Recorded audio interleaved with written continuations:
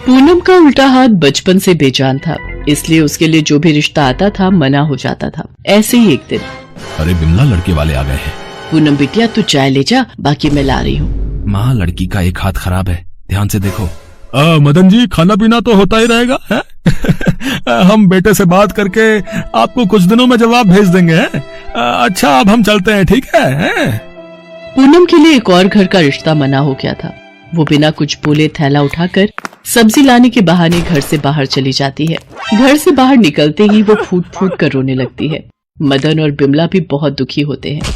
पता नहीं मोहल्ले की सब लड़कियों के हाथ पीले हो गए, हमारी पूनम के भाग्य में न जाने क्या लिखा है। जो भी लड़का देखने आता है इसके एक हाथ की खराबी की वजह से मना कर देता है। क्या करे बिमला, वो दिन मुझे आज भी याद है जब पूनम छोटी थी। सुनो जी, बारिश बहुत तेज हो रही है, मुझे नहीं लगता ये झुग्गी ज्यादा देर तूफान सहन कर पाएगी। तू पूनम को संभाल और जरूरी सामान बांध ले, मैं देखता हूँ कोई सहायता मिल जाए तो ये जगह खाली कर देंगे। तभी आंधी तूफान तेज हो जाता है और झुग्गी का छप्पर पूनम के ऊपर गिर जाता है। बिमला अचानक से चिल्ला पड़ती है, पूनम मेरी बच्ची, क्या हुआ तुझे? ये क्या अनर्थ हो गया भगवान, मेरी बच्ची। बिमला और मदन पूनम को उठाकर डॉक्टर के पास जाते हैं। बच्ची के हाथ पर भारी वजन गिरा है, इसलिए ये हाथ अब उम्र भर बेजान रहेगा। पता नहीं हमारी बेटी के साथ ही ऐसा क्यों होना लिखा था। आप दुखी मत हो, पूनम बाजार से आती होगी, आपको ऐसे देखेगी तो वो भी परेशान होगी। माँ बापू, क्या बातें चल रही हैं? आज तो मैं थक गई। ये लो माँ, सारी सब्जियाँ ले आई हूँ जो कुछ तुमने बोला था। तभी पड़ोस की महिला आ जाती है। राम राम बिमला बहन, ये लो मुंह मीठा करो, मेरी बिटिया सुमन का रिश्ता पक्का हो गया है, बहुत ही अच्छा घर बार मिला है। ये तो बहुत ही अच्छी बात है। सरोज बहन, मेरी पूनम के लिए भी कोई घर बताना। देखो बिमला बहन, कोई अच्छा लड़का तो मिलने से रहा, क्योंकि पूनम के हाथ की तकलीफ देखकर कोई भी लड़का हाँ नहीं करेगा। अच्छा अब मैं चलती हूँ, बहुत तैयारियां करनी है। सरोज चली जाती है। पूनम की माँ बिमला काम में लग जाती है। तभी एक फकीर द्वार पर आवाज लगाता है, कुछ खाने को दे दे माई। माँ, द्वार पर कोई फकीर आए हैं, मैं उन्हें कुछ खाने को दे देती हूँ। ये लो बाबा, साग और रोटी। बिटिया, ये तेरे हाथ को क्या हुआ? बाबा, जब मैं छोटी थी तो एक हादसे में मेरे हाथ पर चोट आई थी। सब चिंता बाबा भोलेनाथ पर छोड़ दे बच्ची, देखना तेरा ये हाथ बिल्कुल ठीक हो जाएगा। क्या हुआ पूनम, बाबा को रोटी देने में बड़ी देर लगा दी, क्या हुआ बाबा? सब चिंता बाबा भोलेनाथ पर छोड़ दे बच्ची, देखना तेरा ये हाथ बिल्कुल ठीक हो जाएगा। बाबा, इसकी सारी सहेलियों की शादी हो गई, इसका बेजान हाथ देखकर सब लड़के मना कर देते हैं। पता नहीं इसका भाग्य कब खुलेगा।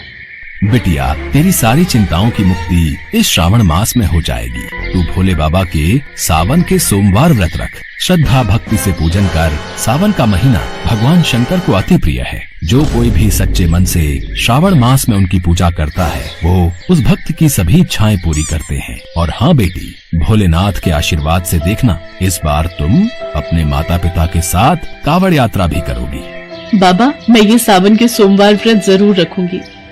पूनम भगवान शिव के सावन मास में सोमवार व्रत रखने लगी। सावन मास में सुबह उठकर वो शिव मंदिर में जाकर पूजा पाठ करती और शिवलिंग पर जल चढ़ाती।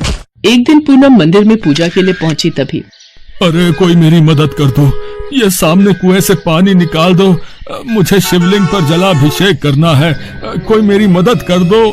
क्या हुआ बाबा, आप कुछ परेशान दिखाई दे रहे? बेटी, आज सावन मास की शिवरात्रि, मुझे कुएं के जल से ही शिवलिंग पर जल से अभिषेक करना है, पर मैं वृद्ध हूँ, कुएं में से पानी निकालने में असमर्थ हूँ। क्या तुम मेरी सहायता करोगी? हाँ बाबा, मैं अभी आपके लिए कुएं से बाल्टी भर कर लाती हूँ। पूनम बाल्टी उठाकर कुएं के पास जाती है और कुएं से पानी निकालने लगती है।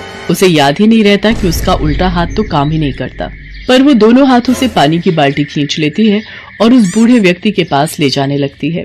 तो बूढ़ा व्यक्ति वहाँ नहीं होता। पूनम अपने दोनों हाथों की ओर देखती है। जो उल्टा हाथ बरसों पहले अपाहिज हो गया था, आज उसने उसी हाथ से कुएं से पानी निकाला। वो भागती हुई घर जाती है। माँ देखो, मेरा हाथ ठीक हो गया, भगवान भोलेनाथ ने मेरा हाथ ठीक कर दिया। क्या ये इतना बड़ा चमत्कार? हे शिव शंकर, आपका ये कैसा अनोखा चमत्कार है प्रभु। मेरी बिटिया का हाथ ठीक हो गया, भगवान आपकी महिमा अपार है। पूनम बिमला और मदन को मंदिर में घटी सारी घटना विस्तार से बताती है। पूनम, वो भगवान शंकर की ही कोई लीला थी जो तुम्हारा हाथ ठीक करने के लिए उन्होंने रची थी। स्वयं भगवान शिव तुम्हारी मदद के लिए आए बेटी। ये सब सावन मास के सोमवार व्रत का फल है। सच में भोलेनाथ के सावन के सोमवार व्रत बहुत ही फलदायी है। तूने उन फकीर बाबा के कहने पर ये व्रत रखे और आज ये चमत्कार हो गया। तभी वो फकीर बाबा आ जाते हैं। मैंने कहा था ना बेटिया, भोलेनाथ के सावन के महीने की मान्यता बहुत है। तेरे सारे दुख दूर हो जाएंगे। भोले बाबा तुझे सदा खुश रखें। देखते ही देखते वो फकीर बाबा भी ओझल हो गए। पूनम के दुख दूर हो चुके थे। वो अपने पिता से कहती है, बापू मैं भी कांवड़ यात्रा पर जाना चाहती हूँ, चलोगे ना? मुझे शिव जी का जलाभिषेक करना है। हाँ बेटी, हम कांवड़ का जल लेने जरूर जाएंगे। बिमला और मदन पूनम को लेकर कांवड़ यात्रा के लिए जाते हैं। पूनम हरिद्वार से जल लाकर शिव मंदिर में शिवलिंग की पूजा अर्चना करती है। कुछ दिनों बाद मदन और बिमला एक अच्छा लड़का देखकर पूनम की शादी कर देते हैं। पूनम को एक सुयोग्य वर की प्राप्ति होती है।